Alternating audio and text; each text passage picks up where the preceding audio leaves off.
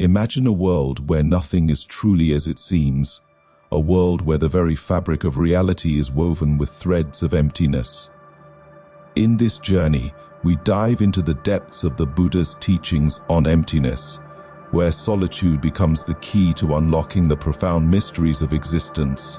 Welcome to the video on a very important Buddhist lesson that teaches us how the boundaries between self and the world dissolve, and the path to enlightenment is paved with the realization that in the emptiness of all things, the ultimate truth is found. Emptiness is a profound and distinctive concept in Buddhist teachings, unparalleled in other philosophies, religions, or systems of thought. The Buddha's insight into emptiness reveals that no phenomenon, whether in the universe or in the mind of an individual, exists independently or permanently. Everything arises due to a combination of causes and conditions, and the absence of even one minor condition can prevent a phenomenon from occurring. This interdependence illustrates that all phenomena are composite and lack an independent, inherent existence. This lack of inherent existence is what Buddhists refer to as emptiness, or Sunyata in Sanskrit, and Sunnata in Pali. The Buddha's realization of emptiness was not just a metaphysical insight, it has deep implications for human spiritual understanding. Even today, this concept continues to challenge and inspire thinkers across various disciplines. In Buddhism, understanding and applying the concept of emptiness is essential for practices aimed at liberation from suffering. Returning to the Buddha's original discourses, as found in the Pali canon, we find that his teachings on emptiness are concise, practical, and free from complex metaphysical argumentation. To understand the Buddha's explanation of emptiness, it's insightful to explore two key Pali suttas: the Sunyata Sutta, the Lesser Discourse on Emptiness, and the Sunyata Sutta, the Greater Discourse on Emptiness. These texts are considered among the most important teachings on emptiness. In the Sunyata Sutta, the Buddha explains that dwelling in emptiness brings great tranquility. He encourages a monk to practice this contemplation by reflecting on what is absent in his surroundings as non-existent and what is present as existent. For instance, a monk residing in a village monastery should contemplate the absence of elements such as elephants, cattle, or gold, and recognize the presence of the Sangha, the community of monks within the monastery. When the monk moves to a forest for solitary practice, he contemplates the absence of village life and focuses on the presence of the forest. This method of contemplation extends even to higher states of meditative concentration, such as the formless realms. Here, the monk does not focus on physical objects but on formless mental concentrations, recognizing them as conditioned and impermanent. Through this practice, the monk gradually overcomes the defilements of sensual desire, existence, and ignorance. Ultimately, even in the attainment of nirvana, the monk recognizes that while the defilements have been eradicated, the physical body and its associated sense bases remain. This recognition leads to the understanding that even though the body may undergo aging, sickness, and death, the liberated mind remains free from suffering.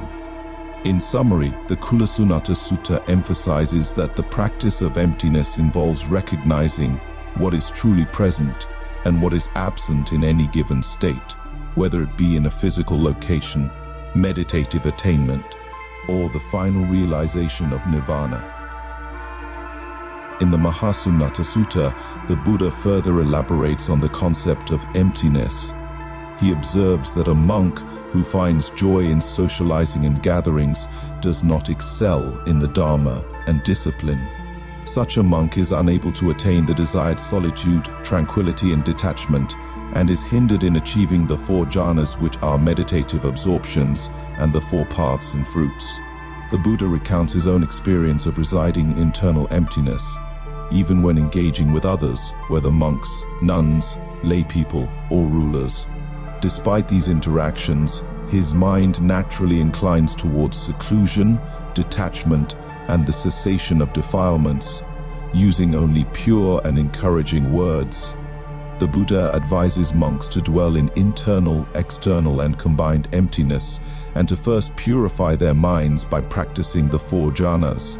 Mastery of these jhanas is essential before fully residing in these states of emptiness. If a monk's mind is not content while dwelling in emptiness, he should work to cultivate joy and satisfaction in this state. Whether walking, standing, sitting, or lying down, a monk must be vigilant against the rise of craving or unwholesome states. If speaking, his words should lead to detachment, cessation, tranquility, supreme wisdom, enlightenment, and nirvana, avoiding any talk of mundane secular matters. Thoughts should also be directed towards detachment, non-anger, and non-harm, avoiding lowly and harmful thoughts. There are 5 sensual pleasures: beauty, sweet sounds, fragrances, flavors, and gentle touches. A monk must be aware of any desire for these and strive to eradicate such desires. When contemplating the 5 aggregates, form, sensation, perception, mental formations, and consciousness, a monk should investigate whether any self-conceit is present and work to eliminate it. In doing so, he advances towards enlightenment and liberation through the practice of emptiness. The Sunyata Sutta emphasizes the importance of residing in various states of emptiness as a method for monks to practice. By doing so, they prevent craving and unwholesome states from invading their minds and focus solely on thoughts and speech that lead to enlightenment. This practice involves completely eradicating desire for the 5 sensual pleasures and thoroughly uprooting self-conceit related to the 5 aggregates. In both the lesser and greater discourses on emptiness, the term emptiness is defined in relation to one's dwelling and context. What does not exist is acknowledged as non-existent, and what exists is recognized as truly existing. The greater discourse further elaborates on the practice of dwelling in emptiness to avoid unwholesome states and achieve nirvana. In early Buddhist doctrine, while impermanence, which is anicca, suffering, which is dukkha, and not self, which is anatta, are recognized as the 3 marks of existence. Emptiness, which is sunyata, is not considered a 4th mark.